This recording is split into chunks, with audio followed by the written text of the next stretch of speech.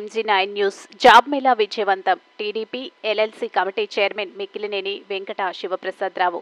కర్నూలు జిల్లా ఆలూరు నియోజకవర్గంలోని ఇబ్రహీం ఫంక్షన్ హాల్లో జరిగిన జాబ్ మేళా విజయవంతం. ఇంటర్, డిగ్రీ చదివి ఎంతో మంది నిరుద్యోగులకు ఈ జాబ్ మేళా ఉపయోగపడుతుందని DBT LLC distributor committee chairman Mikkilineni Venkata Sivaprasadarao ఆయన మాట్లాడుతూ, సెలెక్ట్ అయిన వారు 305 మంది వివిధ కంపెనీల జాబ్ పొందారని, వారు ఖచ్చితంగా ఆ జాబ్లోకి వెళ్లి ఉన్నత శిఖరాలు చేరుకోవాలని ఆయన అన్నారు.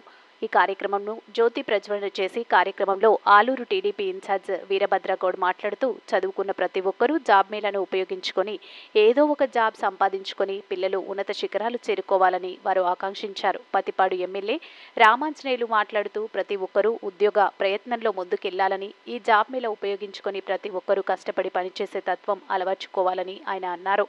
ఈ కార్యక్రమంలో ఎంపీ నాగరాజు, టీడీపీ ఎంపీటీసీలు, జడ్పీటీసీలు, రాజకీయ నాయకులు, కార్యకర్తలు తదితరులు పాల్గొన్నారు.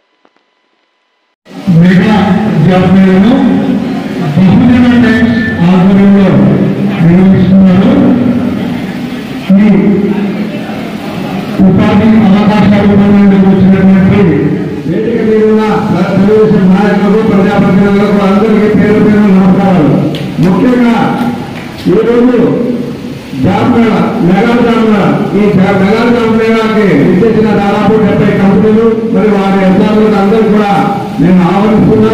అదేవిధంగా పత్రికా విలేకరులు, ఈ రోజు మనం పత్రికా విలేకరులు ఎంత ముఖ్యమైన ఒకసారి మీరు అందరూ ఆలోచన చేసుకోవాలి.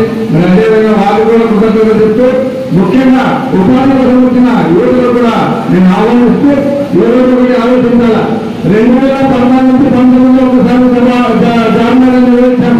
మళ్ళీ అయిన తర్వాత జాబ్ మేళా లేదు. ఈ రోజు ఉపాధి మరి సంస్థలు సృష్టించాలంటే పూర్తి పెద్దలు గౌరవం ఆంధ్రప్రదేశ్ ముఖ్యమంత్రి చంద్రబాబు నాయుడు గారు మీ అందరిలో నేను తెలియజేసుకుంటున్నా.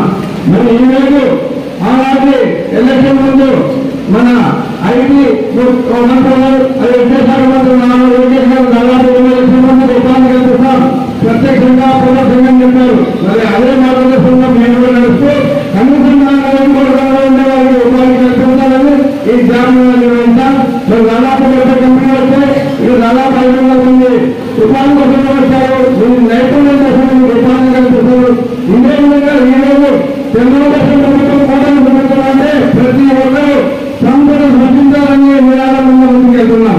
మరి అదేవిధంగా చూస్తానని చెప్పినటువంటి ఒక మంచి మనం ఎంపీగా గెలిపించుకున్నందుకు మీ అందరికీ కృతజ్ఞతలు తెలియజేసుకుంటూ, ఇలాంటి కార్యక్రమాలకు సహకరించినందుకు మరి ఎంపీ నాగరాజు గారిని అభినందిస్తూ, ఈ కార్యక్రమానికి మన నియోజకవర్గం నుంచి చాలా మంది లీడర్లు వచ్చారు. వాళ్ళందరినీ పేరున ప్రత్యేకంగా నేను అభినందిస్తూ, మరొక వైపు ఇక్కడ ఉన్నటువంటి నా సోదరులని, సోదరులని ప్రభుత్వాన్ని నిరుద్యోగులుగా ఉన్నటువంటి వారిని ఉపాధి కల్పించాలని, ఉద్యోగావకాశాలు కల్పించాలని ఎంతో విశాలమైనటువంటి భావంతో వచ్చినటువంటి వివిధ కంపెనీలు, దాదాపుగా more than 70 companies you are all representative from the respective companies.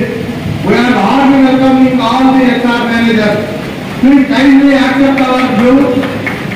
They may be from our background. They have so much of energy to do whatever work you enter. So that they have so much of courage. తమ్ముడు దుర్గా ప్రసాద్ని అభినందిస్తూ, ప్రజలకు ఉపయోగపడే కార్యక్రమాల్లో గెలుపు ఓటమితో సంబంధం లేకుండా పార్టీకి విధేయుడిగా ఉంది. చంద్రబాబు నాయుడు గారి ఆశయాలకి అనుగుణంగా పనిచేస్తున్నటువంటి స్థానిక తెలుగుదేశం పార్టీ ఇన్ఛార్జ్ వీరభద్రగౌడ్ గారికి, అదేవిధంగా మరి తెలుగుదేశం పార్టీ నారా చంద్రబాబు నాయుడు గారి ఆశీస్సులతో రాజకీయంలోకి ప్రవేశించి అదృష్టభావంగా ఆయన ఒక ఎంపీ అయ్యారు. ఎంపీ కావడం అనేటువంటిది ఎంత కష్టమో మనందరికీ తెలుసు. కొన్ని కుటుంబాలకి కొన్ని వంశపారంపరంగా వచ్చేటటువంటి ఆ ఎంపీ స్థానాన్ని ఒక బీసీ సోదరుడు సామాన్యమైనటువంటి కుటుంబంలో పుట్టి తెలుగుదేశం పార్టీ యొక్క ఆశయ సాధనలో, చంద్రబాబు నాయుడు గారి ఆశయంలో, ఆయన ఆశీస్సులతో ఈరోజు ఎంపీ అయిన మరుక్షణం నుంచి కూడా కర్నూలు పార్లమెంట్ ఎలా అభివృద్ధి పడతారన్నటువంటి విషయంలో ఢిల్లీలో నేను చూశాను. 5-6 సార్లు కలిశాను.